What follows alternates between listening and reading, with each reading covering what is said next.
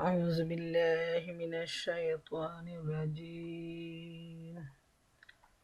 بسم الله الرحمن الرحيم.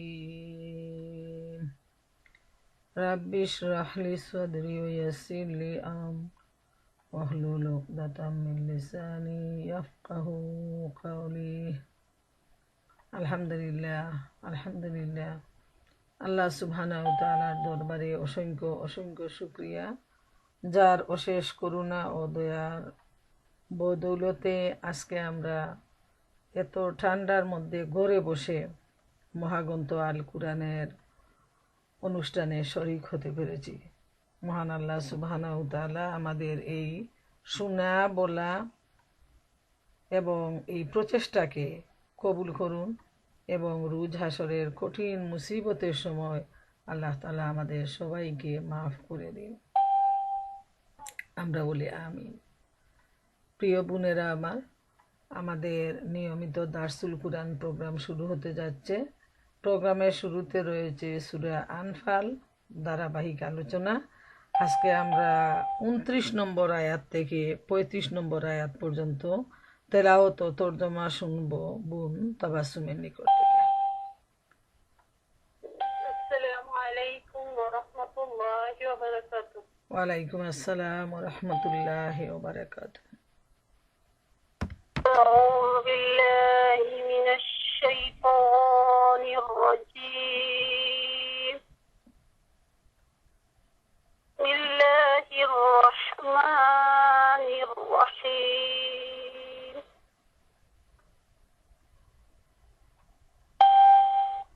يا أيها الذين آمنوا إن تتقوا الله يجعل لكم فرقانا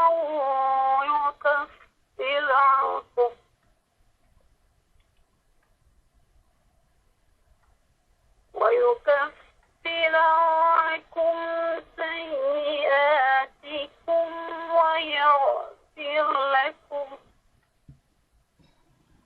والله ذو الفضل العظيم.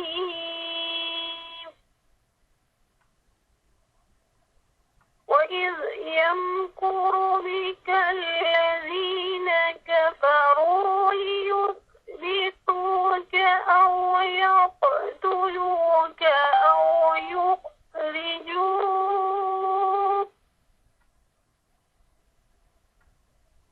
ويمكرون ويمكر الله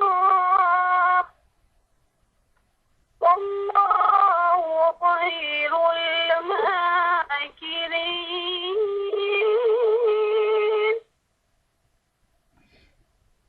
وإذا تتلى عليهم آياتنا قالوا قد سمعنا لو نشاء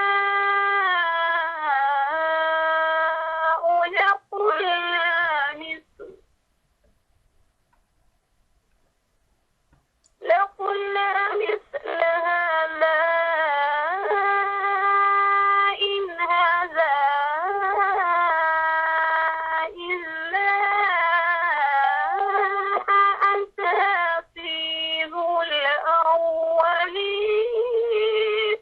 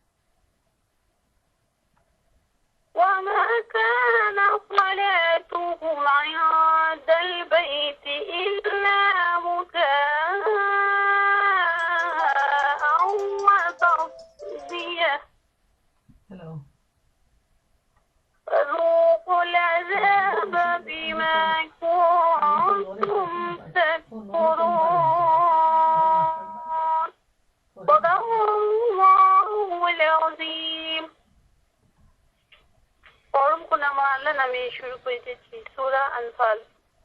হে ইমানদারগণ, যদি তোমরা আল্লাহকে ভয় করার পথ অবলম্বন করো তাহলে আল্লাহ তোমাদের পুষ্টিপাতর দান করবেন এবং তোমাদের পাপগুলো তোমাদের থেকে দূর করে দেবেন এবং তোমাদের প্রতি বিচিত্র ক্ষমা করবেন। আল্লাহ অতিশয় অনুগ্রহশীল। সেই সময়ের কথা স্মরণ করার মতো যখন সত্য অস্বীকারীরা তোমার বিরুদ্ধে নানান রকমের চক্রান্ত আঁটছিল। তারা চাচ্ছিল তোমাকে বন্দী করতে, হত্যা করতে বা দেশ ছাড়া করতে। তারা নিজেদের কূট কৌশল প্রয়োগ করে চলছিল, অন্যদিকে আল্লাহ তার কৌশল প্রয়োগ করছিলেন আর আল্লাহ সবচেয়ে ভালো কৌশল অবলম্বনকারী। যখন তাদেরকে আমার আয়াত শোনানো হতো তারা বলতো, হ্যাঁ আমরা শুনেছি, আমরা চাইলে এমন কথা আমরাও শোনাতে পারি। কিন্তু সেই সব পুরনো কাহিনী যা আগে থেকে লোকেরা বলে আসছে, আর সেই কথা স্মরণযোগ্য যা তারা বলেছিল। হে আল্লাহ, যদি এটা যথার্থ সত্য হয়ে থাকে এবং তোমার পক্ষ থেকে হয়ে থাকে তাহলে আমাদের উপর আকাশ থেকে পাথর বর্ষণ করো অথবা কোনো যন্ত্রণাদায়ক আযাব আমাদের উপর আনো। তুমি যখন তাদের মধ্যে উপস্থিত ছিলে তখন আল্লাহ তাদের উপর আযাব নাযিল করতে চাচ্ছিলেন না। আর এটা আল্লাহর রীতিও নয় যে লোকেরা ক্ষমা চাইতে থাকবে এবং তিনি তাদেরকে আযাব দেবেন। কিন্তু এখন কেন তিনি তাদের উপর আযাব নাযিল করবেন না যখন তারা মসজিদে হারামের পথ রোধ করছে, অথচ তারা এই মসজিদের বৈধ মোতাল্লিও নয়। এর বৈধ মোতাল্লি হতে পারে একমাত্র তাকওয়াধারীরাই, কিন্তু অধিকাংশ লোক এই কথা জানে না। বায়তুল্লাহর কাছে তারা কি নামাজ পড়ে? তারা তো শুধু টিকি দেয় ও তালি বাজায়। কাজেই তোমরা যে সত্য অস্বীকার করে আসছিলে তার প্রতিদানে এখন আযাবের স্বাদ গ্রহণ করো। আল্লাহ যা বলেছেন সত্য বলেছেন। এতক্ষণ আমি আপনাদেরকে সূরা আনফালের 29 নম্বর আয়াত থেকে নিয়ে 35 নম্বর আয়াত পর্যন্ত তেলাওয়াত এবং তার তর্জমা করলাম। এখন আমাদের বোন সৈয়দা একটা মালিকা বেগম, উনি ওনার সংক্ষিপ্ত দর্স পেশ করবেন। জাযাকাল্লাহু খাইরান। আলহামদুলিল্লাহ, আমরা সূরা আনফালের 29 থেকে 35 নম্বর আয়াত পর্যন্ত তেলাওয়াত ও তর্জমা শুনলাম। এবারে আমি আপনাদের সামনে এই আয়াতগুলোর উপর দার্স পেশ করার চেষ্টা করব। আল্লাহ সুবহানাহু ওয়া তাআলা আমাকে তৌফিক দান করুন। ওমা তৌফিকি ইল্লা বিল্লাহ, আলাইহি তাওয়াক্কালতু ওয়া ইলাইহি উনীব। মহান আল্লাহ রব্বুল আলামিন সূরা আনফালের 29 নম্বর আয়াতে ইরশাদ করেন, হে মুমিনগণ, তোমরা যদি আল্লাহকে ভয় করো তবে তিনি তোমাদেরকে ন্যায় অন্যায় পার্থক্য করার একটি মানদণ্ড ও শক্তি দান করবেন আর তোমাদের দুষ্ত্রুটি তোমাদের থেকে দূর করবেন এবং তোমাদেরকে ক্ষমা করবেন। আল্লাহ বড় অনুগ্রহশীল ও মঙ্গলময়। প্রিয় বোনেরা আমার, এখানে আপনারা লক্ষ্য করুন যে আল্লাহ সুবহানাহু ওয়া তাআলা ঈমানদারদেরকে ডেকে বলছেন যে যারা ঈমান আনবে তারপর যদি আল্লাহ তাআলাকে ভয় করে তাহলে আল্লাহ তাআলা এই ভয় করার জন্য, আল্লাহ তাআলাকে মেনে চলার জন্য, আল্লাহর আনুগত্য করার জন্য আল্লাহ সুবহানাহু ওয়া তাআলা তাদেরকে 3টা গিফট দান করবেন। একটা হলো ফুরকান, ফুরকান যার অর্থ করা হয়েছে মানদণ্ড বা কষ্টি পাথর। আর 2 নাম্বার যেটা গিফট সেটা হলো আল্লাহ তাআলা দুষ্টুটি দূর করে দিবেন, দুষ্টুটি থেকে দূরে রাখবেন। আর 3 নাম্বার যে গিফট সেটা হলো আল্লাহ সুবহানাহু ওয়া তাআলা মুমিনদেরকে মাফ করে দিবেন। সুবহানাল্লাহু তাআলা। এবং এই 3টা গিফট পাওয়ার কারা লাভ করবে? যারা ঈমান গ্রহণের পর আল্লাহ সুবহানাহু ওয়া তাআলাকে যারা ভয় করে চলবে। আল্লাহ তাআলা যে হালাল হারাম নিষেধাজ্ঞা করে দিয়েছেন সেই হালালকে গ্রহণ করবে, হারামকে ত্যাগ করবে। সত্য এবং মিথ্যার ব্যাপারে সত্যকে মেনে চলবে, মিথ্যাকে পরিত্যাগ করবে। এইভাবে আল্লাহ তাআলার হুকুম আহকাম যারা মেনে চলবে আল্লাহ তাআলা তাদেরকে এই 3টা নিয়ামত দান করবেন। প্রথম যে নিয়ামত সেটা হলো, আরবি হলো ফুরকান। ফুরকান শব্দের অর্থ হলো ভালো মন্দের মধ্যে পার্থক্য সৃষ্টিকারী। কোনটা ভালো, কোনটা মন্দ, কোনটা ন্যায়, কোনটা অন্যায়, কোনটা হোক, কোনটা না হোক, এই জিনিসটা দুনিয়ার অন্য কোনো কিছু থেকে আমরা সঠিকভাবে তার আনসার লাভ করব না। শুধুমাত্র আল্লাহ তাআলা যে ফুরকান দিয়েছেন, এই ফুরকানের অন্য অর্থ হলো মহাগ্রন্থ আল কুরআন। এই যে রত্ন, এই রত্ন আল্লাহ সুবহানাহু ওয়া তাআলা দান করেছেন, যে এই রত্ন ভাণ্ডার থেকে আমরা আল্লাহ রব্বুল আলামিনকে আমরা জানতে পারবো, আল্লাহর পরিচয় জানব। আল্লাহ তাআলা আমাদেরকে কোন কোন কাজের নির্দেশ দিয়েছেন, কোনটা ভালো, কোনটা মন্দ, কোনটা হালাল, কোনটা হারাম, কোন পথ সিরাতুল মুস্তাকিমের পথ, জান্নাতের পথ, সেটা আমরা এই কুরআন থেকেই আমরা জানব। কোন রাস্তা জাহান্নামের রাস্তা, কোনটা শয়তানের তৈরি করা রাস্তা, সব কিছু এই মহাগ্রন্থ আল কুরআন, এই ফুরকান আমাদেরকে বলে দেবে। এটা হলো ইমানদারদের জন্য সবচেয়ে বড় নিয়ামত হলো এই মানদণ্ড, অর্থাৎ মহাগ্রন্থ আল কুরআন, যে কুরআন মানুষকে জান্নাত পর্যন্ত নিয়ে যায় যারা কুরআনকে অনুসরণ করে।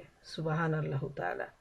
কুরআনের অনুসারীরাই কুরআনের মাধ্যমে জান্নাত পর্যন্ত চলে যাবে।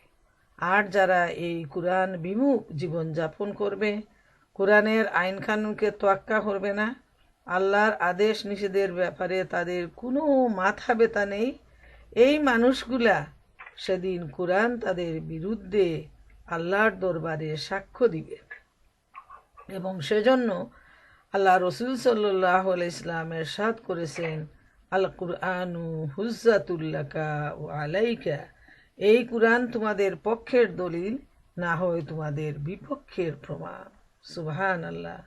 যারা কুরআন জানবে, কুরআন বুঝবে এবং এই কুরআন অনুযায়ী জীবন পরিচালনার জন্য প্রাণপণ প্রচেষ্টা চালাবে, আল্লাহ সুবহানাহু ওয়া তাআলার সামনে সেই কঠিন মুসিবতের দিনে এই মহাগ্রন্থ আল কুরআন সুপারিশ করবে এই মানুষগুলোকে জান্নাতে নিয়ে যাওয়ার জন্য।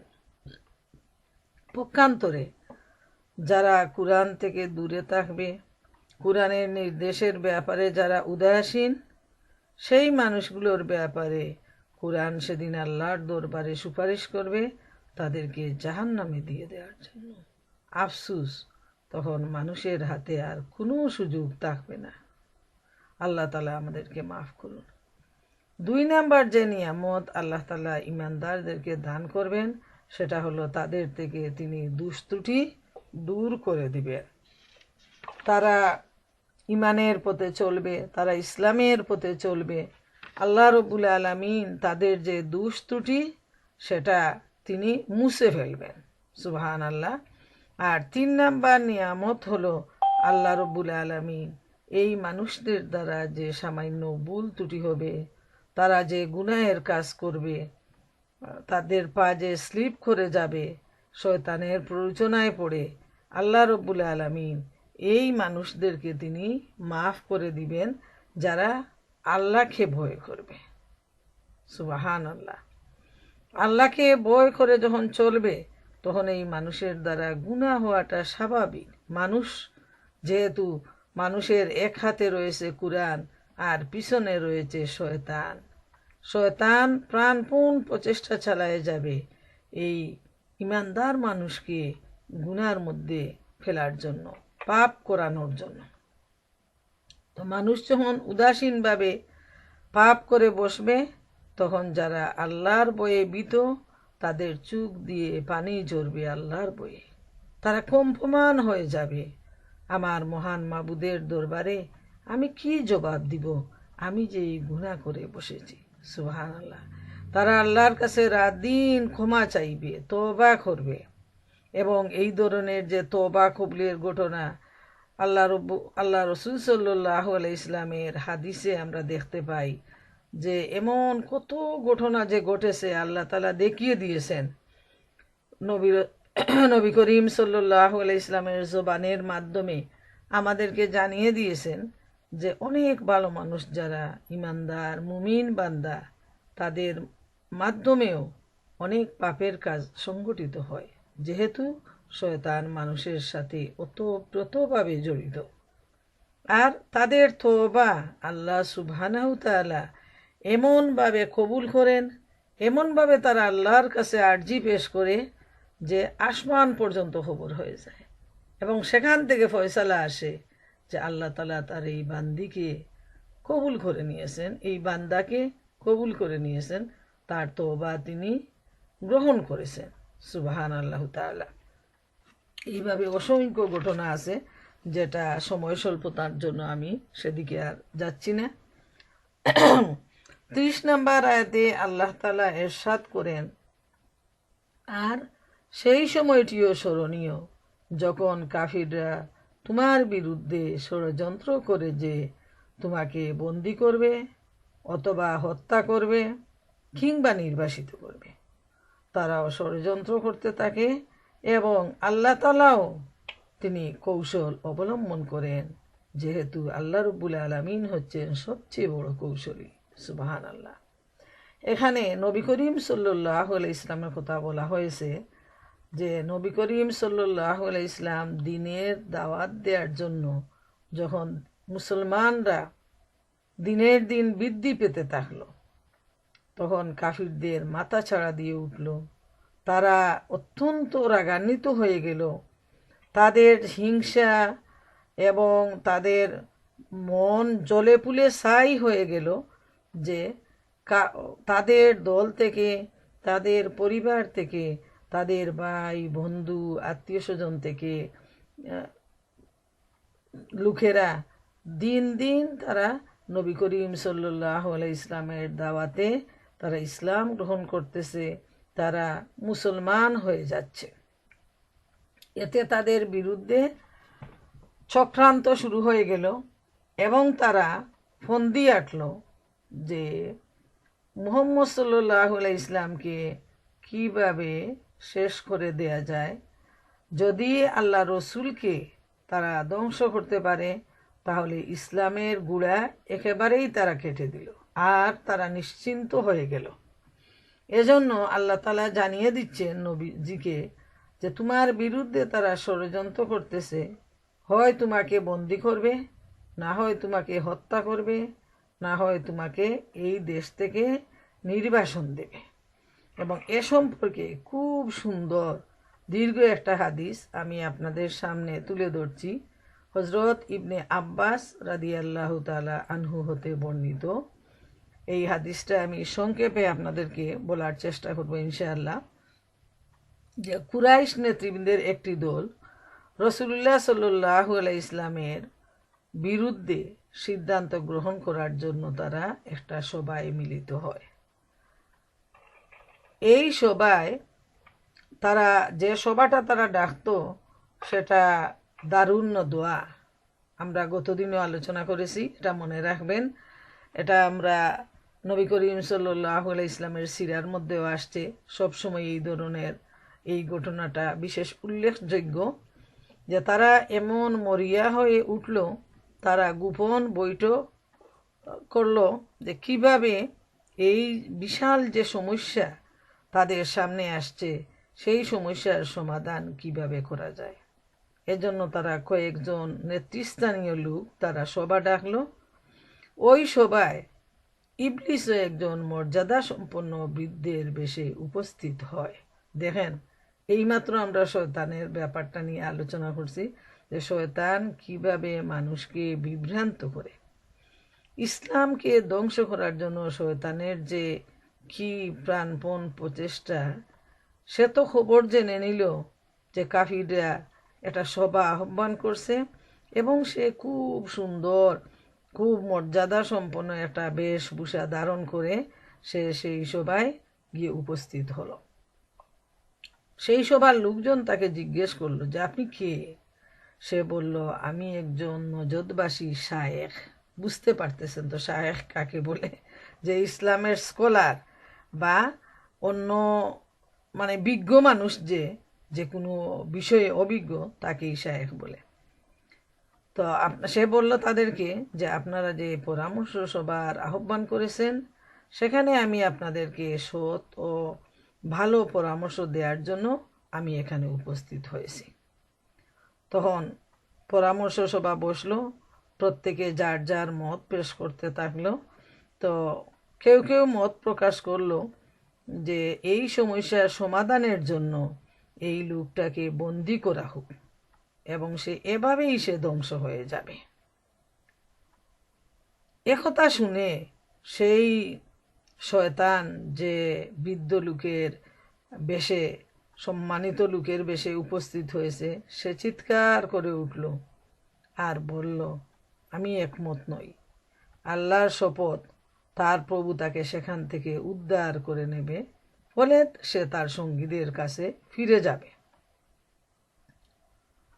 তখন আবার লোকেরা বলল যে শায়েখ সাহেব, আপনি যা বলছেন আসলেই ঠিক। দ্বিতীয় প্রস্তাব আসলো যে তাকে দেশ থেকে বের করে দেয়া হোক, তাইলে আমরা নিশ্চিন্তে বসবাস করতে পারবো। একথা শুনে সেই শয়তানরূপী বৃদ্ধ বলল, আল্লাহর কসম, এ মতো সঠিক নয়। সে যে মিষ্টভাষী তা কি তোমাদের জানা নেই? তার মুখ থেকে মধু ঝরে, সে অতি সহজেই মানুষের মন জয় করে নেয়। তখন বলা হলো যে তৃতীয় মত যেটা, যে তাকে হত্যা করা হোক। তখন শায়েখ সাহেব বলল যে হ্যাঁ, এটাই হলো সঠিক মত, যে তাকে হত্যা করা হোক। আর আবু জেহেলও বলল যে আমি একটা পরামর্শ দিচ্ছি, আমরা সব বিভিন্ন গোত্রের লোক সবাই একসাথে হয়ে তাকে যদি আমরা হত্যা করি, তাহলে এই দোষ কারো উপর চাপাবে না, বরং সবার উপর চাপাবে। তখন আর কেউ আমাদের কিছু করতে পারবে না, আর আমরা এর বদলা হিসাবে রক্তপণ দিয়ে দেব। তখন সেই নাজদি বৃদ্ধ বলল, আল্লাহর কসম, এটাই সঠিক ফয়সালা, এর চেয়ে উত্তম ফয়সালা আর কিছুই হতে পারে না।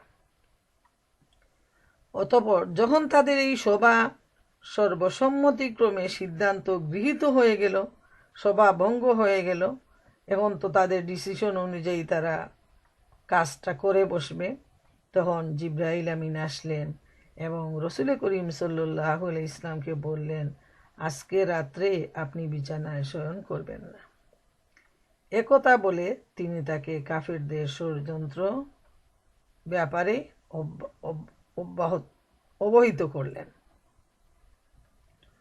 রসুলুল্লাহ সাল্লাল্লাহু আলাইহি ইসলাম ওই রাতে নিজের বিছানায় শয়ন করলেন না এবং তখনই আল্লাহ তাআলা তাকে হিজরতের নির্দেশ দিলেন। মদিনায় আগমনের পর আল্লাহ পাক তার উপর এই সূরা আনফাল অবতীর্ণ করলেন। সুবহানাল্লাহ। প্রিয় বোনেরা, আমার লক্ষ্য করুন যে কাফেরদের কি মাথা ব্যথা ইসলামকে ধ্বংস করার জন্য, আর ইসলামের যিনি প্রবর্তক প্রচারক তাকে জীবনের তোরে শেষ করার দেওয়ার জন্য তাদের এই প্রাণপণ প্রচেষ্টা। আর আল্লাহ তাআলা তাদের এই প্রচেষ্টাকে সাথে সাথেই চুরমার করে দিলেন। সূরা বনী ইসরাঈলের ৭৬ নম্বর আয়াতে আল্লাহ রাব্বুল আলামিন ইরশাদ করেন, ওয়াইন কাদু লা ইয়াস্তাফিজুনাকা মিনাল আরদি লিইখরিজুকা মিনহা ওয়াইযা লা ইয়ালবাসুনা খিলাফাকা ইল্লা কালিলা। তারা এই ভূমি হতে তোমাকে উৎখাত করতে উদ্যত হয়েছিল, যেন তোমাকে তোতা হতে বের করে দেয়। আর যদি এরূপ বটে যেত, তবে তারাও তোমার পর অতি অল্প সময় এখানে টিকতে পারত। অর্থাৎ আল্লাহ তাআলার সাথে সাথে এই জমিনকে ধ্বংস করে দিতে। সুবহানাল্লাহ। এই দিন আল্লাহর দিন, আর আল্লাহ তাআলা এই নবী করিম সাল্লাল্লাহু আলাইহি ইসলামকে পৃথিবীতে পাঠিয়েছেন এই দিনের প্রচারের জন্য, প্রতিষ্ঠার জন্য।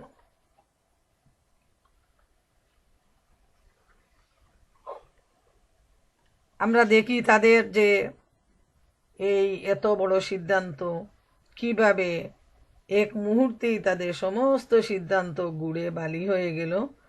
নবী করিম সাল্লাল্লাহু আলাইহি ইসলাম হযরত আলীকে ডেকে তার বিছানায় শোয়ার জন্য নির্দেশ দিলেন।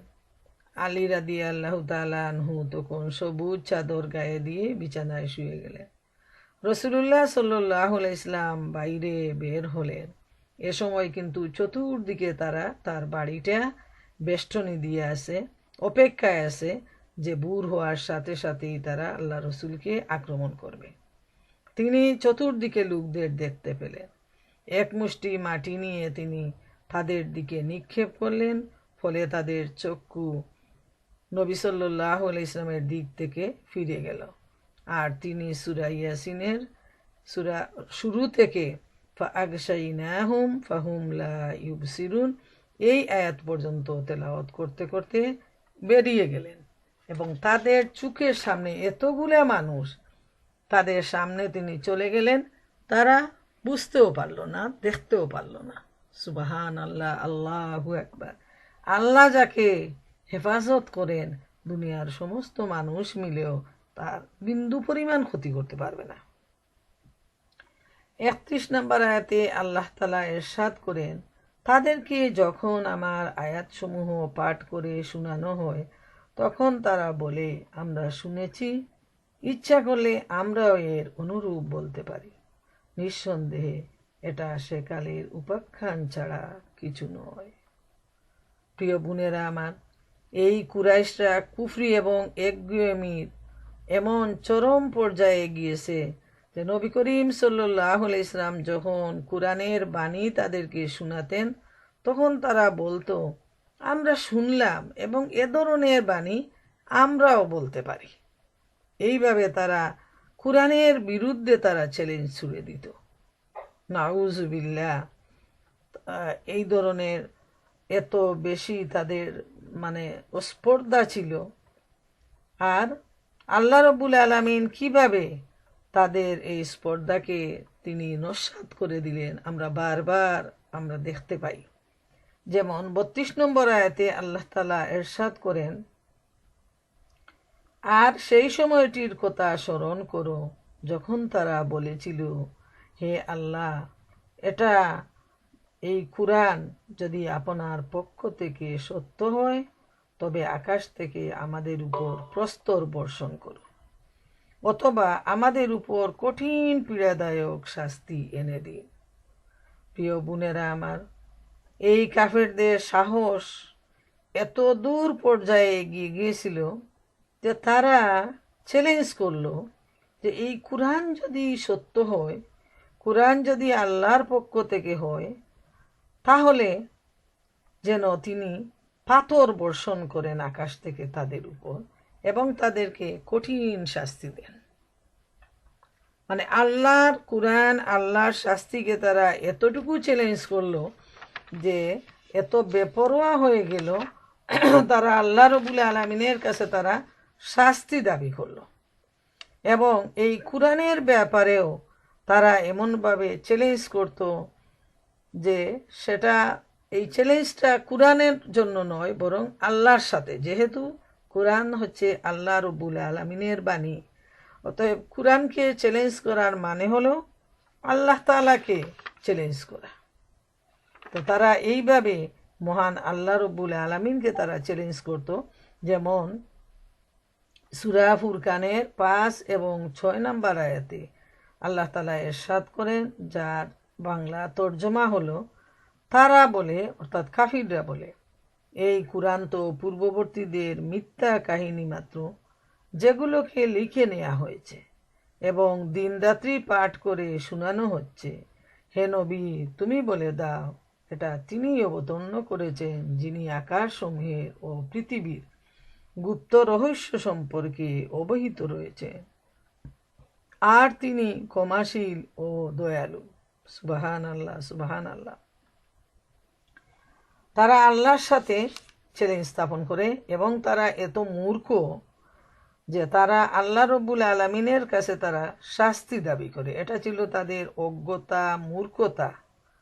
নাউজুবিল্লাহ। তারা এত দূর মূর্খ ছিল যে যেখানে তারা আল্লাহর কাছে শাস্তি থেকে পানা চাওয়ার জন্য দোয়া করাটা তাদের উচিত ছিল, সেখানে তারা বরং আল্লাহ রব্বুল আলমিনের কাছে শাস্তি দাবি করতেছে যে কুরআন যদি সত্য হয় তাহলে দেখি আপনি আমাদেরকে আকাশ থেকে পাথর বর্ষণ করুন, দেখি তো আপনি পারেন কিনা। বিষয়টা হলো ঠিক এই ধরনের। যেমন সূরা মায়েরিজের 1 থেকে 3 নম্বর আয়াতে আল্লাহ রব্বুল আলামিন ইরশাদ করেন, বিসমিল্লাহির রহমানির রহিম, সাআলা সাইলুম বিআযাবিন ওয়াকিন লিল কাফিরিনা লাইসা লাহু দাফিউম মিনাল্লাহি যিল মাআরিজ।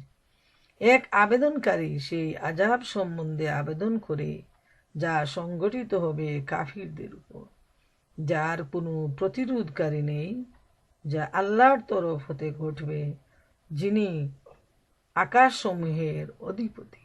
সুবহানাল্লাহ। আল্লাহ তাআলা তাদের এই কথার রিপ্লাই দিচ্ছেন যে তারা শাস্তির জন্য আবেদন করতেছে, এই কাফেররা, যে শাস্তি যদি আল্লাহ তাআলা অবতরণ করেন তাহলে এটাকে প্রতিরোধ করার কোনো ক্ষমতা সারা দুনিয়ার মানুষ মিলেও পারবে না।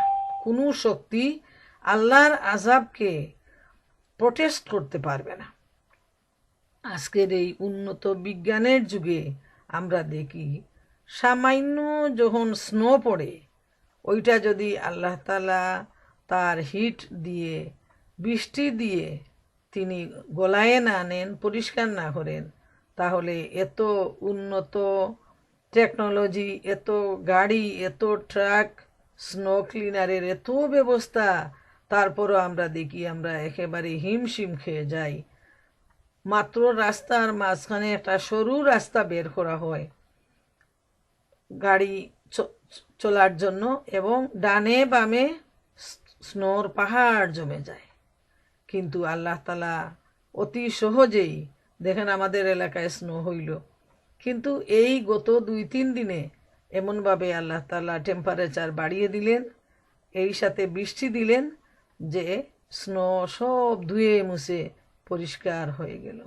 অথচ এই টেম্পারেচার না হলে মাসের পর মাস এটা পাথরের মতো হয়ে থাকতো, কোনো মানুষ সেটা সরাতে পারত না, যেহেতু এত কিছু করা মানুষের দ্বারা সম্ভব নয়।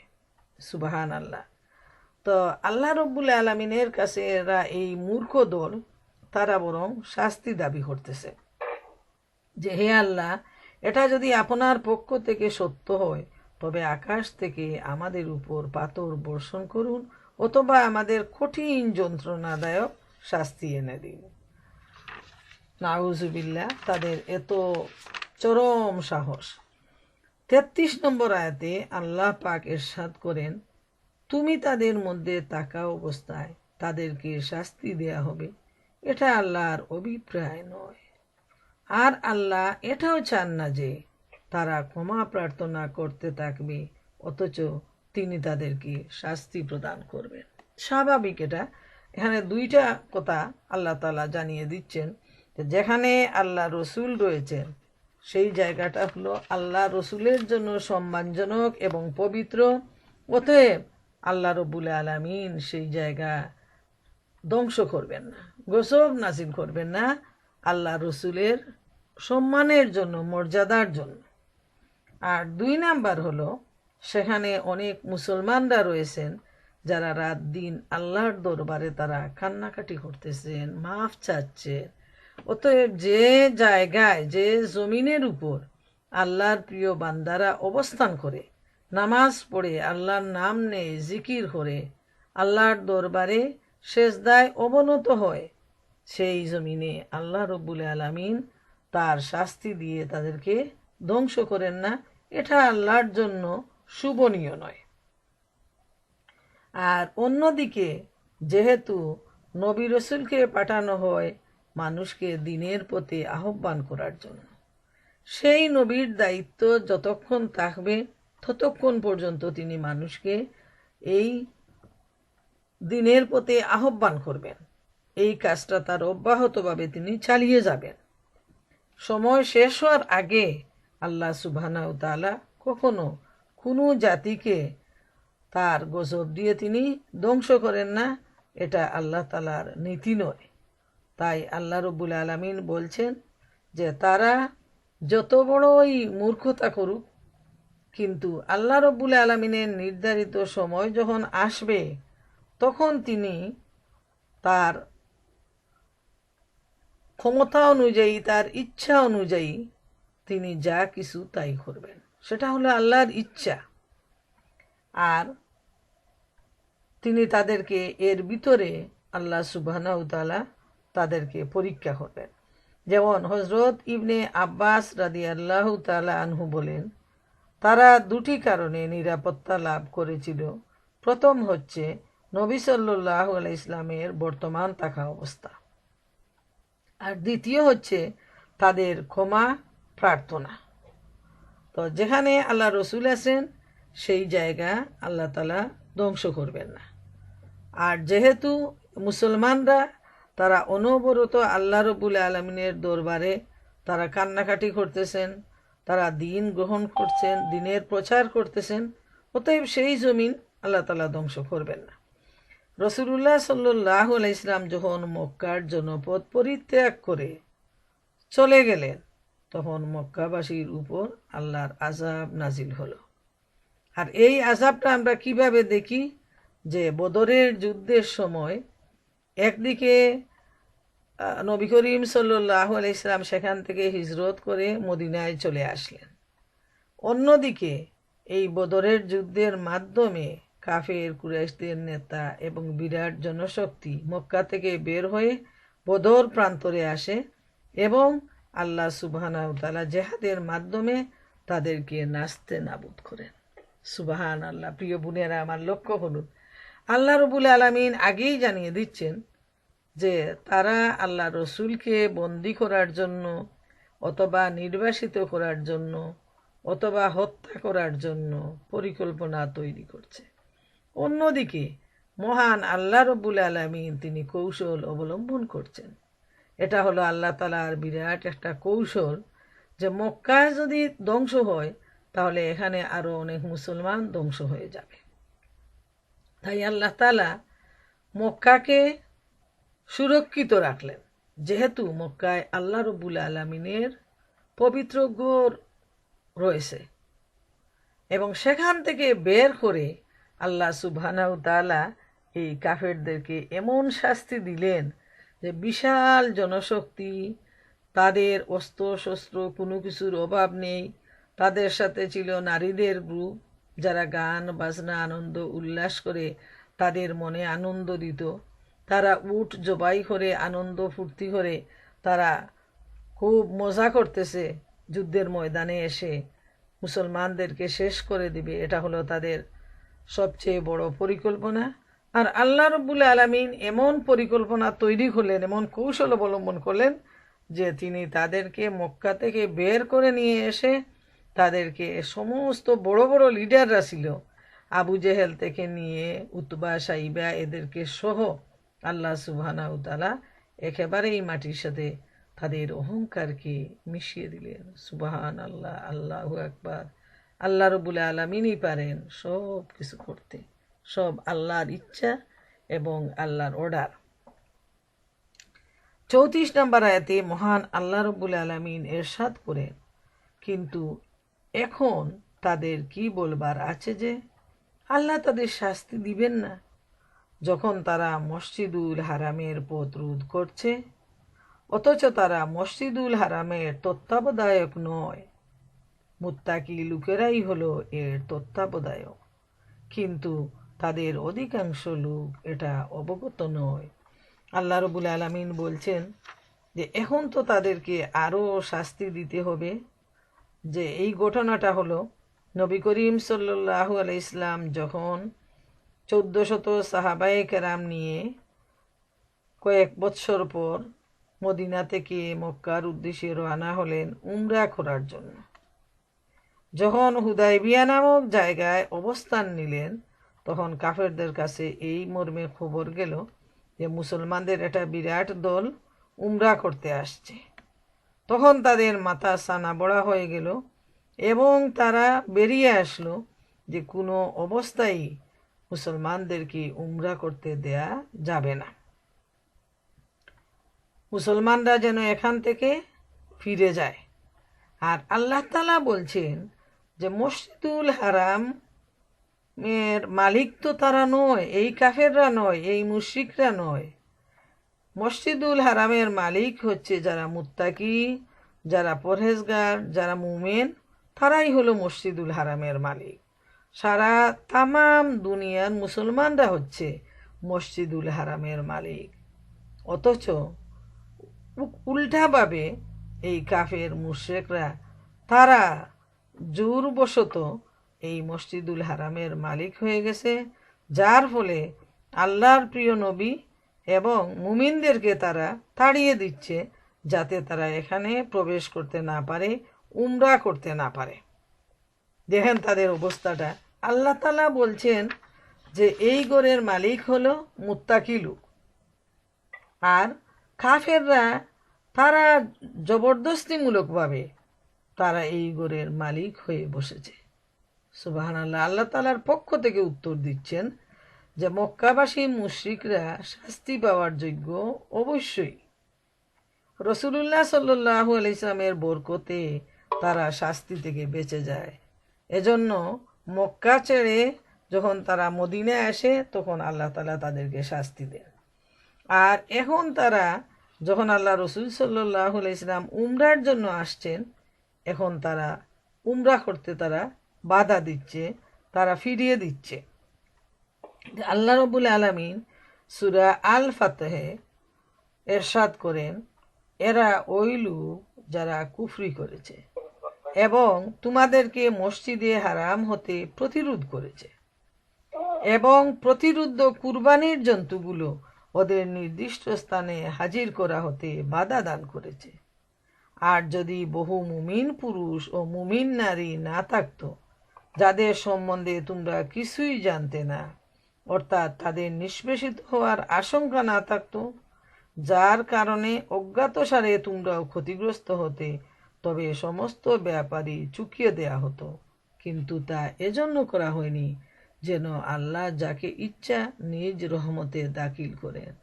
যদি তারা মক্কা হতে সরে পড়ত, তবে আমি তাদের মধ্যকার কাফিরদেরকে যন্ত্রণাদায়ক শাস্তি প্রদান করতাম। সুবহানাল্লাহ। এই মুত্তাকি লোকদের প্রতি আল্লাহ রাব্বুল আলামিনের এত মহব্বত, এত ভালোবাসা যে আল্লাহ তাআলা বলছেন যে হুদায়বিয়ার সন্ধির সময় যখন আল্লাহ রসুল এবং মুমিনদেরকে কাফেররা প্রতিহত করলো, উমরায় আসতে বাধা প্রদান করলো, এই সূরা আল ফাতহে আল্লাহ তাআলা জানিয়ে দিচ্ছেন যে তোমরা হয়তো জানো না, কিন্তু মক্কায় অনেক মুমিন পুরুষ আর মহিলা রয়েছে। যদি না থাকতো তাহলে আমি এখনই ওই মক্কার মুশরিকদেরকে একেবারেই ধ্বংস করতাম, আমি তাদেরকে যন্ত্রণাদায়ক শাস্তি দিতাম। কিন্তু মুমিনদের মর্যাদা দেখেন বোনেরা আমার, লক্ষ্য করুন। আল্লাহ তাআলা যেন আমাদের সবাইকে মুমিনের গুণাবলী অর্জনের তৌফিক দেন, আমাদেরকে মুত্তাকি হিসাবে গ্রহণ করেন। বারবার আল্লাহ তাআলা চাইছেন এই কাফের মুশরিকদেরকে ধ্বংস করে দিতে, কিন্তু বারবার আল্লাহ তাআলা কুরআনে জানিয়ে দিচ্ছেন যে আমার মুমিন বান্দারা সেখানে রয়েছে এবং সেজন্য আমি তাদেরকে গজব দিয়ে আমি ধ্বংস করি নাই। সূরা আল ফাতহের 25 নম্বর আয়াতেও আল্লাহ তাআলা জানিয়ে দিচ্ছেন যে তোমরা হয়তো জানো না, কিন্তু সেখানে মুমিনরা রয়েছে, যে ধরুন আমি তারা ক্ষতিগ্রস্ত হবে মুমিনরা, এই জন্য আমি তাদেরকে ধ্বংস করি নাই, না হয় মক্কাবাসী এই মুশরিকদেরকে আমি কঠিন শাস্তি দিয়ে দিতাম। সুবহানাল্লাহ। মুমিনদের মর্যাদা এত বেশি যে মুমিনদের জন্য আল্লাহ সুবহানাহু ওয়া তাআলা এই কাফিরদেরকে, মুশরিকদেরকেও তিনি রক্ষা করে নিলেন।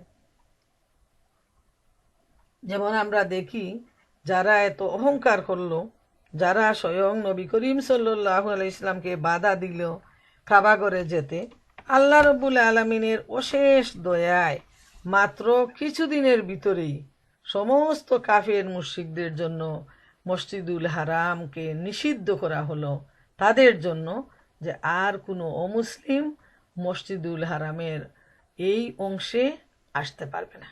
মক্কা বিজয়ের সাথে সাথেই আল্লাহ রাব্বুল আলামিনের পক্ষ থেকে যখন তারা এই দলকে বের করে দিল হুদায়বিয়ার সন্ধির সময়, মাত্র 2 বছর পরই আল্লাহ রব্বুল আলামিন মুমিনদের মাধ্যমে মক্কা বিজয় সম্পন্ন করেন। সুবহানাল্লাহ। তখন ছিল 10,000 মুসলমান।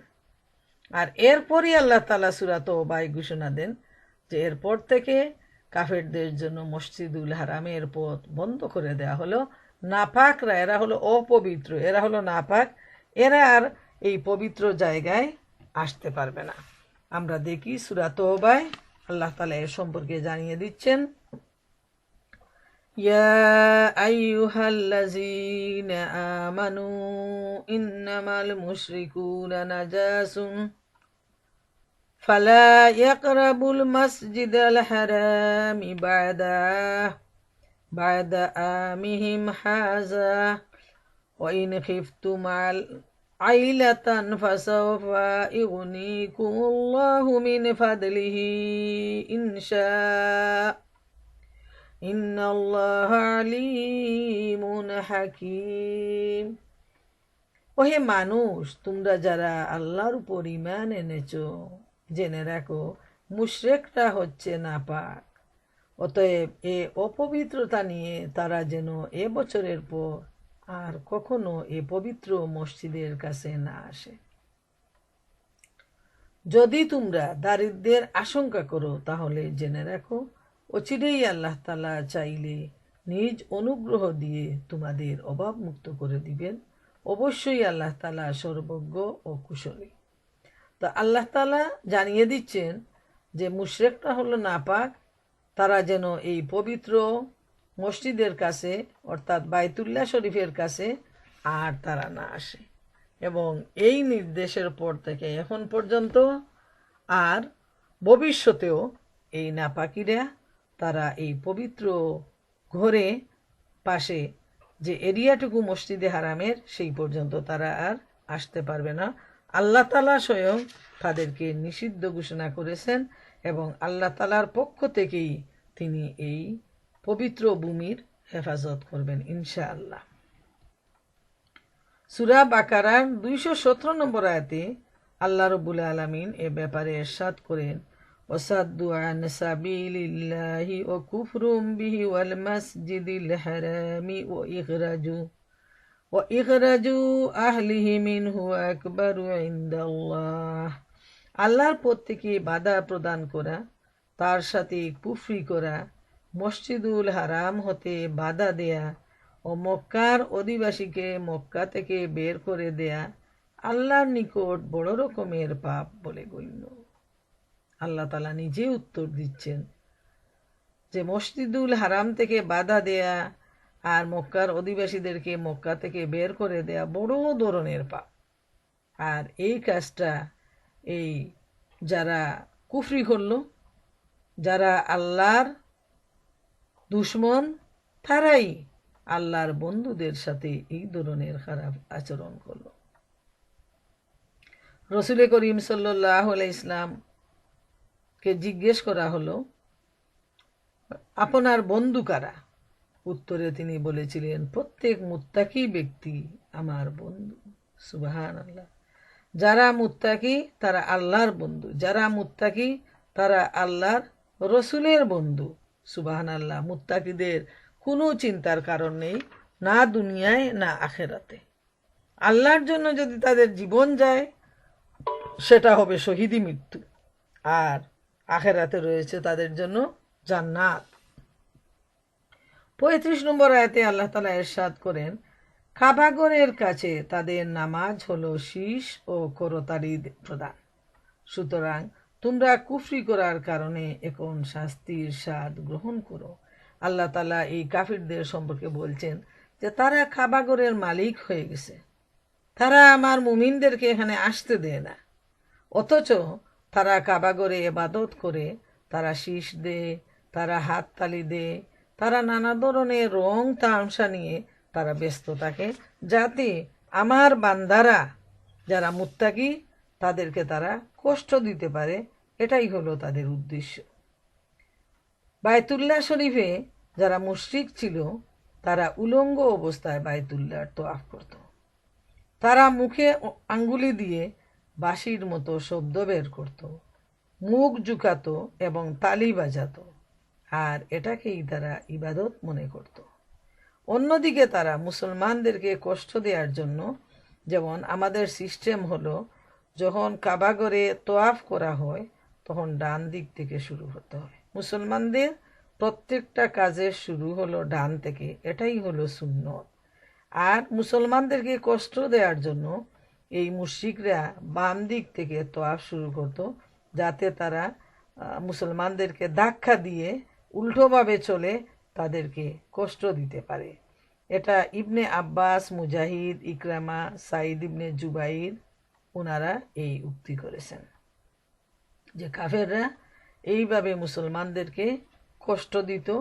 আর এই ঘটনা তো আমরা সবসময়ই জানি যে মুশরিকরা উলঙ্গ হয়ে কাবাগর তোয়াফ করত, এটাকে তারা সওয়াবের কাজ মনে করত।